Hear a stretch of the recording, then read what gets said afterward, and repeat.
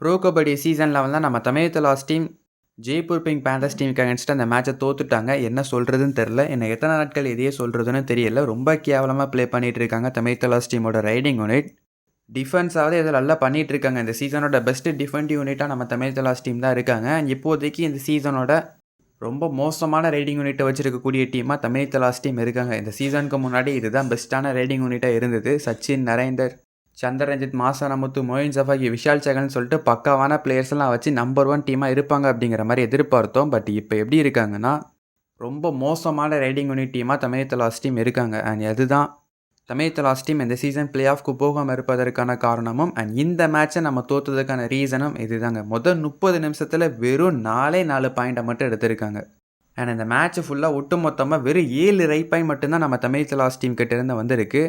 டிஃபென்ஸில் 17 points எடுக்க முடிகிற தமிழக லாஸ்ட் டீமால் ரைடிங்கில் வெறும் 7 பாயிண்ட் தான் எடுக்க முடிஞ்சுது. அண்ட் அதுலேயும் நிறையவே பாயிண்ட்ஸ் அந்த டீம் பண்ண மிஸ்டேக்லேருந்து வந்தது தான். இவங்களாம் இப்போ எடுக்கல. ரொம்ப ரொம்ப ரொம்ப ரொம்ப மோசமான ஒரு பர்ஃபார்மன்ஸை தமிழக லாஸ்ட் டீமோட ரைடர்ஸ் இந்த சீசன் கொடுத்துக்கிட்டு இருக்காங்க.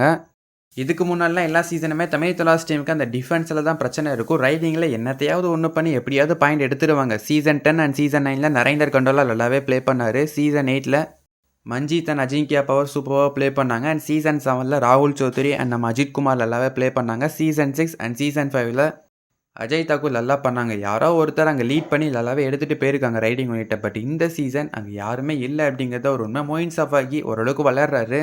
அவரை ஸ்டார்டிங்கில் இருந்தாவது இறக்கிருக்கணும்.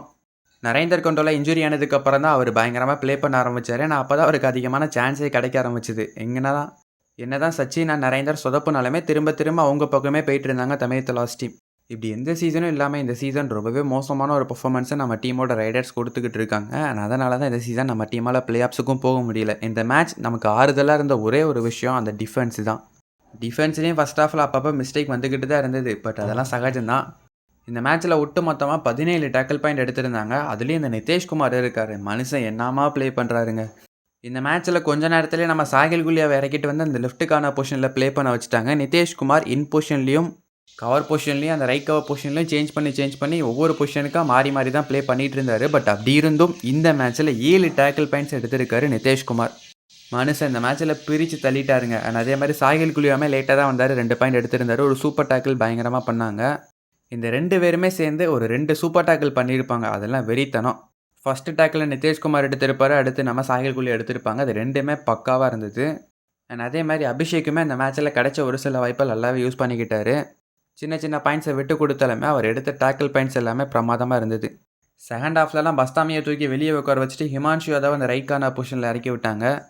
இந்த மேட்ச்சில் மட்டுமே தமிழக லாஸ்ட் டீமில் 3 லெஃப்ட்டுக்கான பொசிஷனில் ப்ளே பண்ணக்கூடிய பிளேயர்ஸ் உள்ளே ப்ளே பண்ணிகிட்டு இருந்திருக்காங்க. பட் இருந்தாலும் நல்லாவே ப்ளே பண்ணிட்டாங்க. இந்த டிஃபென்ஸை பொறுத்த வரைக்கும் இந்த சீசனில் எந்த பிரச்சனையும் கிடையாது. நம்பர் 1 நம்பர் 2 டிஃபென்டிவ் யூனிட்டாக தமிழக லாஸ்ட் டீம் இருந்துகிட்டு இருக்காங்க. ஜஸ்ட் ரைடர்ஸ் கொஞ்சமாவது கான்ட்ரிபியூட் பண்ணியிருக்கலாம். மொயின் சஃபாகி கொஞ்சம் நல்லா ப்ளே பண்ணிகிட்டு இருக்காரு. பட் யாருக்கு கண்டப்பட்டதோ தெரியல. அவருக்கு இன்ஜுரி ஏற்பட்டு இந்த மேட்ச்சில் வெளியே போய் உட்காந்துட்டாரு. அவர் இருந்திருந்தாருன்னா கண்டிப்பாக இந்த மேட்சை வின் பண்ணியிருப்பாங்க. ஏன்னா நான் சொன்னோம்ல, வெறும் 30 நிமிஷத்தில் வெறும் 4 பாயிண்ட் எடுத்து வச்சுருக்காங்க. அது என்ன இலவுன்னு ஒன்றுமே புரியலை. இந்த சந்திரரஞ்சித் இந்த மேட்ச்சில் 10 ரைட் போனாருங்க. அந்த 10 ரைடில் ஒரே ஒரு பாயிண்ட் தான் எடுத்தார். அதுவும் அந்த 10வது ரைடு தான் எடுத்தார். அதுவும் அவராக எடுக்கலை. சுர்ஜித் சிங் இந்த வச்சுக்கோப்போ ரொம்ப கஷ்டப்படுறியே அப்படிங்கிற மாதிரி அவராக ஒரு பாயிண்ட் கொடுத்து அனுப்பி விட்டார். சரி, இனிமேலாவது ஏதாவது ப்ளே பண்ணுவார்னு பார்த்தா டிஃபென்ஸில் போயிட்டு அர்ஜுன் தேஷ்வால் கிட்ட தன்னோட பாயிண்ட்டை கொடுத்து பெஞ்சில் போய் உட்காந்துக்கிட்டாரு. அவரையும் நம்ம பெருசாக குற்ற சொல்ல முடியாது. இன்ஜுரியோடு வந்து ப்ளே பண்ணிகிட்டு இருக்காரு. இன்ஜுரி கன்சர்ன் அவர்கிட்ட இருக்குது. அதுலேருந்து இன்னும் அவர் சரியாகவே இல்லை. சரியானாலுமே ஒரு பழைய ஃபிட்னஸ்லேயோ இல்லை பழைய கான்ஃபிடென்ட்லேயோ எதுவுமே கிடையாது. இந்த நிலைமையில் இருக்கும்போது அவர் ஏன் எடுத்துகிட்டு வந்திருக்கணும் அப்படிங்கிற கேள்வி இப்போ வருது. டொமஸ்டிக்கில் நல்லா ப்ளே பண்ணுறாரு, எடுத்தாங்க, அதெல்லாம் சரிதான்.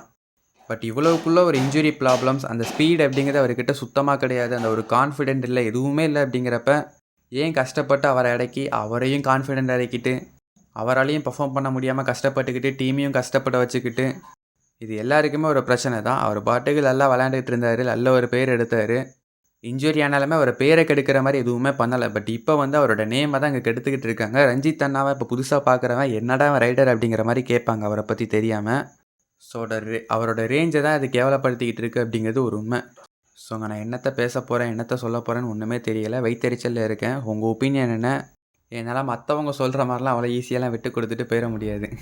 எனக்கு இங்கே எல்லா டீமையும் பிடிக்கும். நான் எல்லா மேட்சஸும் பார்ப்பேன். எல்லா மேட்சஸும் எனக்கு பிடிக்கும். அண்ட் டொமஸ்டிக்லலாம் இங்கே இந்த தூத்துக்குடி, திருநெல்வேலி டிஸ்ட்ரிக்ட்ல நிறையவே மேட்சஸ் நடக்க எல்லாத்தையும் நான் பார்ப்பேன். பட் இருந்தாலும் இந்த ஒரு மேட்ச், அதாவது இந்த தமிழ் தலாஸ் கொடுக்குற ஒரு இம்பேக்ட் அப்படிங்கிறது ரொம்பவே வேறு. அது என்னன்னு தெரில, சம்திங் அவங்க ஒரு பாண்ட் ஃபார்ம் ஆகிடுச்சு.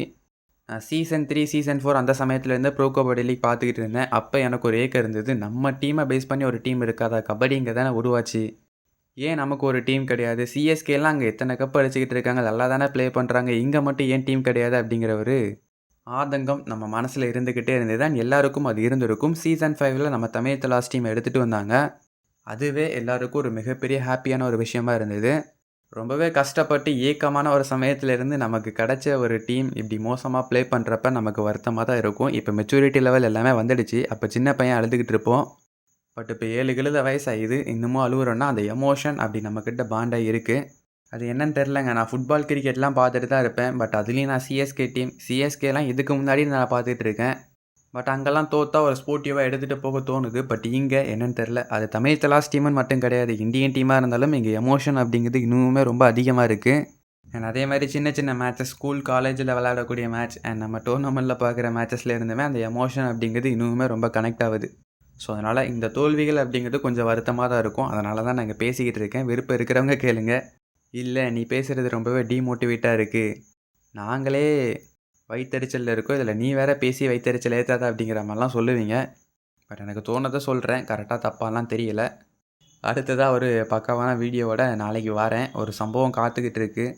பேச வேண்டியதை கரெக்டாக பேசி அடுத்த வீடியோவில் வச்சு செய்ய போகிற 2 கோச்சஸையும் அண்ட் அந்த டீமையும் அடுத்த மேட்ச்சில் நம்ம அடுத்த மேட்ச்லலாம் ஒன்றும் பார்க்க முடியாது, அடுத்த வீடியோவில் வச்சு பார்த்துக்கலாம். உங்கள் ஒப்பீனியன் என்ன அப்படிங்கிறத கமெண்ட் பாக்ஸில் கமெண்ட் பண்ணுங்கள் தமிழ் தலாஸ் டீமை பற்றி. தேங்க்யூ ஃபார் வாட்சிங்.